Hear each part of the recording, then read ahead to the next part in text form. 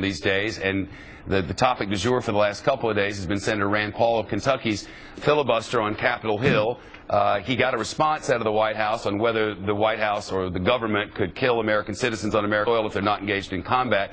And then of that filibuster, you said this. The country needs more senators who care about liberty. But if Mr. Paul wants to be taken seriously, he needs to do more than pull political stunts that fire up impressionable libertarian kids in their college dorms. He needs to know what he's talking about. About what is he confused, Senator? Well, first of all, I was reading from the Wall Street Journal editorial, which I thought was right on mark. That's why I read from the editorial. Second of all, no one is going to be struck by a Hellfire missile from a drone that is not an enemy combatant. I mean, that's just a fact. And by the way, the reason why we use Hellfire missiles overseas in places like Yemen is because we don't have the ability to capture them. We want to capture these people, not kill them. We had the ability, Senator, with Anwar al-Awlaki, did we not? I know that information suggests to us that we had agents and the host country had agents following him for 48 hours, directing where that drone would shoot. Would it not have been possible to capture him and do what is authorized under the Constitution rather than killing him and his innocent son? Actually, it's one thing to follow somebody and know their whereabouts. It's something else to capture them. The reason why we kill people with drones, Shepard, is because we don't have military on the ground to get them. Second of all, Hanoi Jane Fonda, no one believes that no matter how egregious her activity was, that any president of the United States would launch a Hellfire missile on Jane Fonda. That is ludicrous. So instead of, right now the centrifuges are spinning in Tehran. The North Koreans have threatened to launch a nuclear weapon against us and are threatening their neighbors. 70,000 people have been massacred in Syria while we sit and watch, and the Mideast is on a tinderbox.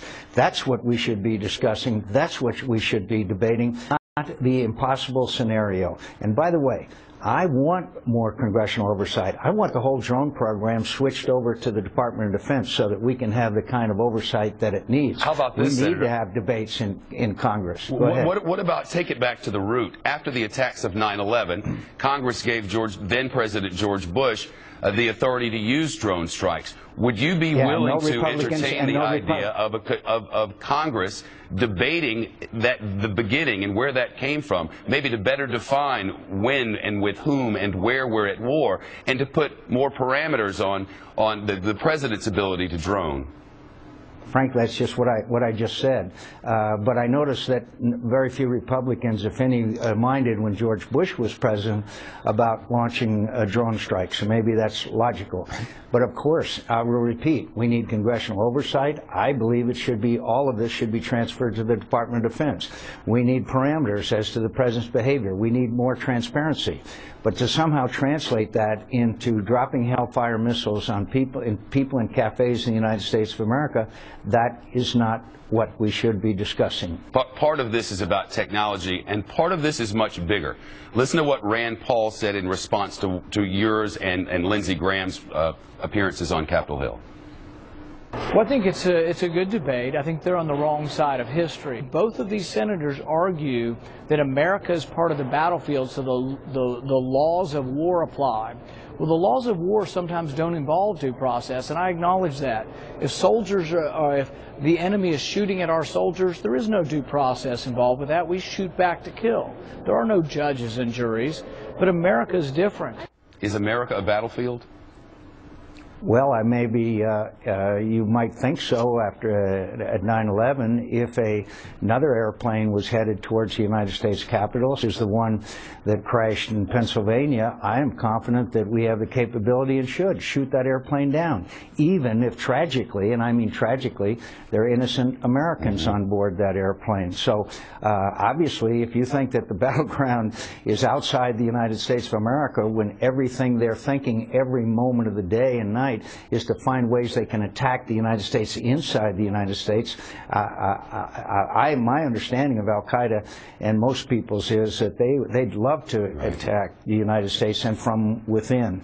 And so I hope that we can continue this debate, as we said, but I also am very concerned about many other things, including sequester and the damage it's doing, which some of my Republican friends don't seem to be as concerned as they should be, in my view. Senator, part of this is about a battle for the heart and soul of the party. There is a long-held Republican and conservative view on war to avoid it at all cost. That sort of a voice has had a difficult time, the Rand Paul wing, if you will, has had a difficult time having its voice heard. You and others have been interventionists. Let's intervene in Syria. Let's intervene in Libya. Let's bomb Iran. Is it your sense that he may be able to... Is it your sense that... Do you really believe that? Well, sir, all I'm asking is it your sense that Rand Paul may be bringing together those people in the basement who align maybe in some cases more closely with the left than with the right? For instance, Frank Rich this morning, Frank Rich was on board with this. So was Eugene Robinson.